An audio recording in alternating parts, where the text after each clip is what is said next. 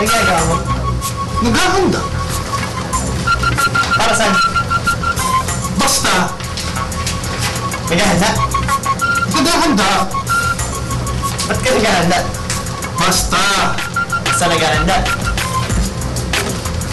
Hindi mo narinig yung balita? May bagyong parating. Super typhoon daw. Ay, gusto mong sabihin ko sa'yo kung ano itong ginagawa ko? Ano nga ginagawa mo?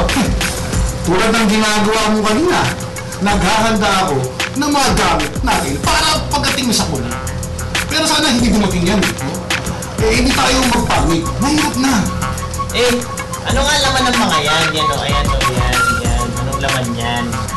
Pagkain hindi na mapanis, yun yung hindi mo sa panis. At hindi na kailangan lutuin. Tulad na itong biskwit. At syempre, itong sardinas.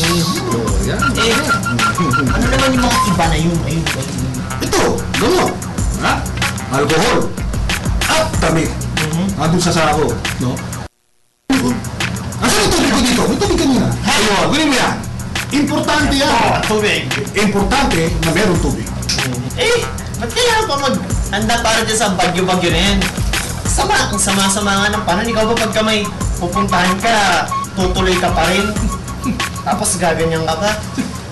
Pagkaiba naman yung tao tsaka yung bagyo eh. Kung ayaw mo, edi sige.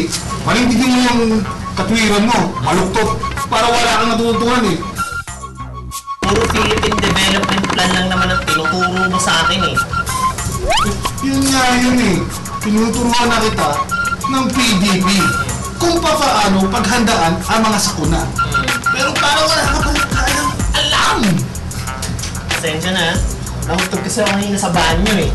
Kalimutan ko tuloy lahat ng tinuro. Lagi ka naman nauuntog eh. O siya. Tama na sermon. Taga. I-brief mo na lang ako kung ano ba yung PDP na yan at yung kinalaman yan sa paparating na bagyo. Naalala mo ba Oo naman! Isang araw kaya kami sa bubungan nun. Pagbupa ng baha, nagpunta kami sa eskwelahan para doon muna tumira. Wala kaming makain. Agawan pa sa relief goods.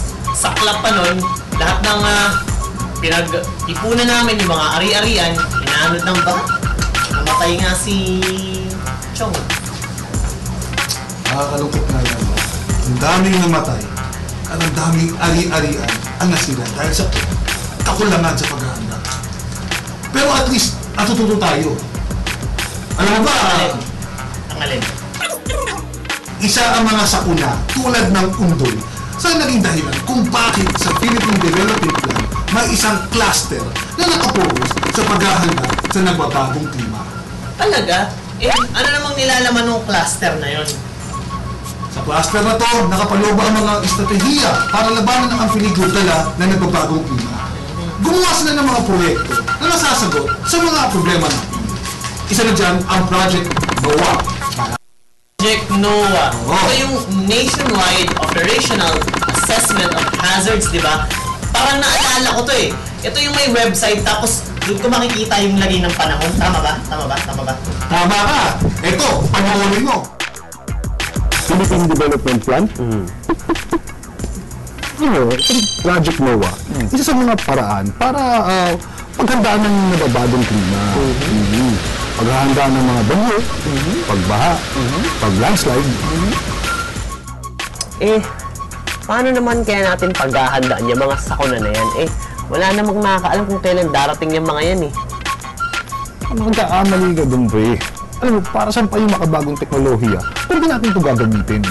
Diba? Sa Project NOAA ng DOST, gusto nilang makagawa ng 600 na automated rain gauges at 400 water level monitoring sensors at ikabit ito sa piling bahagi ng bansa bago matapos ang 2013. O sa Project NOAA, malalaman mo kung gaano kalakas ang ulan. Gaano kalakas sa ulan? Oo, kalalim ng tubig sa ilog. Kalalim. O nasa critical level na ba, para kailangan ng lumikas yung mga nakatira doon. Ayos, di ba? Alam mo, bukod sa Project NOAA at Adapal Estero Program, pinupursige din ng gobyerno na magtanim ng maraming puno para sa hinaharap. Meron na pong 128,558 hectares na kagubatang naitanim sa buong bansa. Bahagi lang po yan, nakabuang 1.5 million na hektarya ang matatamnan bago tayo bumaba sa pwesto. Yan ang PDP. Ayos, di ba? PDP.